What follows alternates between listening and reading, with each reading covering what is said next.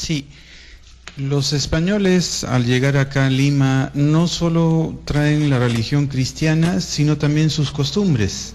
Es por ello de que de Europa, en la época medieval, se enterraban debajo de las iglesias. Es por ello de que a la llegada a América, esta forma de enterramiento era ya común para ellos, claro, nueva para nosotros, ¿no? Ahora, se comenta que aquí en las catacumbas de San Francisco hay cerca de 20.000 muertos. O sea, ¿hubo un catálogo, hubo un catastro de esto o son, digamos, cifras aproximadas, digamos?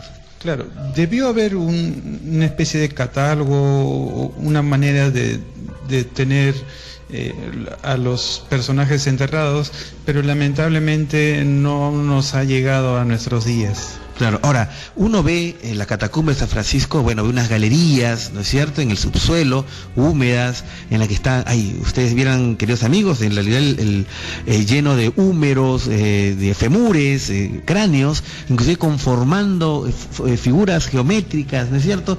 Y uno se pone a pensar cómo era la costumbre en esa época de enterrar debajo, digamos, de la casa de Dios, ¿no es cierto? ¿Y qué momento, de qué época fue que se enterraba de esa manera? Y hasta qué momento en que ya no más se hizo así, ¿no? Sí, digamos, la construcción de la iglesia parte de las bases. Claro. Y se previó esta construcción como cementerio en sus bases. Ah, caramba. Esta, en un principio, era de dimensiones pequeñas que al verse, digamos, el número de personas aumentaba constantemente que querían ser enterradas aquí, fue necesario ampliar el área del cementerio. Ah, caramba. El problema fue que ya la iglesia estaba construida, claro, de modo que las bases se dieron y con ello la iglesia, ¿no? Eso fue en 1656. Que se vino abajo. Sí, ya. Por lo cual fue necesario nuevamente ampliar el cementerio y volver a construir la iglesia. Es por ello que ya bastante tarde, en 1672, es que se inaugura ya el cementerio. Ah, ok.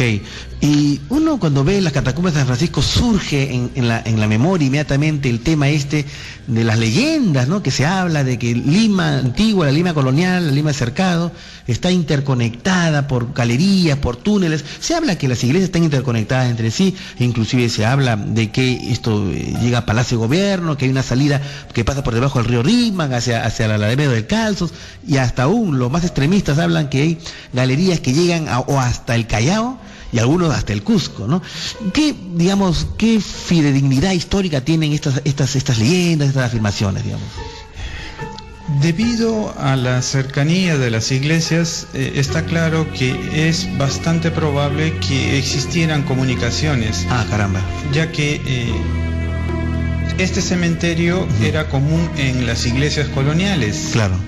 Y, como repito, debido a su cercanía, por ejemplo, detrás de lo que es hoy el actual Palacio de Gobierno, entre Palacio y el río Rímac, existía una iglesia que era la iglesia de los Desamparados. Ah, o sea, donde actualmente está la estación de tren de Desamparados, ¿ahí había una iglesia, digamos? No, exactamente entre lo que conocemos como la residencia de Palacio de Gobierno. Ajá, ya. Y el río. Y el río. Esta iglesia fue destruida en la década de 1940 para ampliar Palacio de Gobierno, para construir la residencia.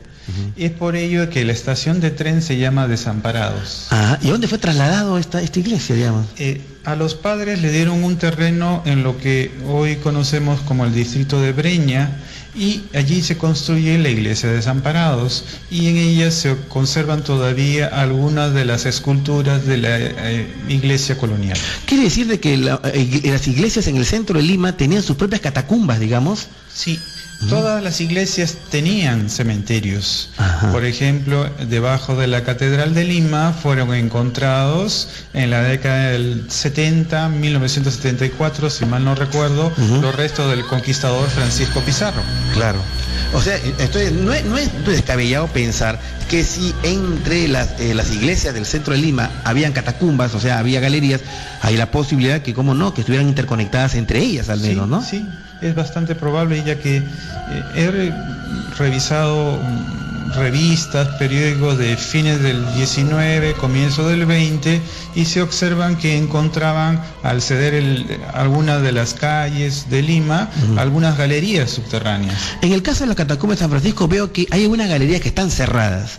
¿Se ha podido saber cuál era el tamaño que alcanzó las catacumbas del sitio? Digo yo, para enterrar a 20.000 muertos o un poco más.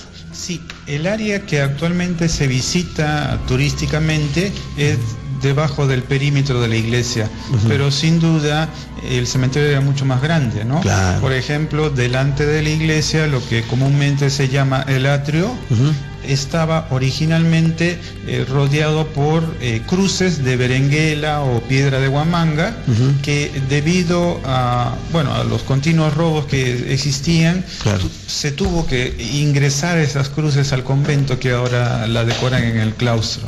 Perfecto. Ok, muchas gracias. Estamos acá con el historiador Carlos Sobrino Silverman. Él es especialista en el tema de las catacumbas de San Francisco y aparte historiador de arte. Vamos a seguir conversando con ellos y, como no, también para recibir sus llamadas con respecto al tema. Son las 9:30 de la noche en Lima, ciudad capital, desde una temperatura de 21 grados.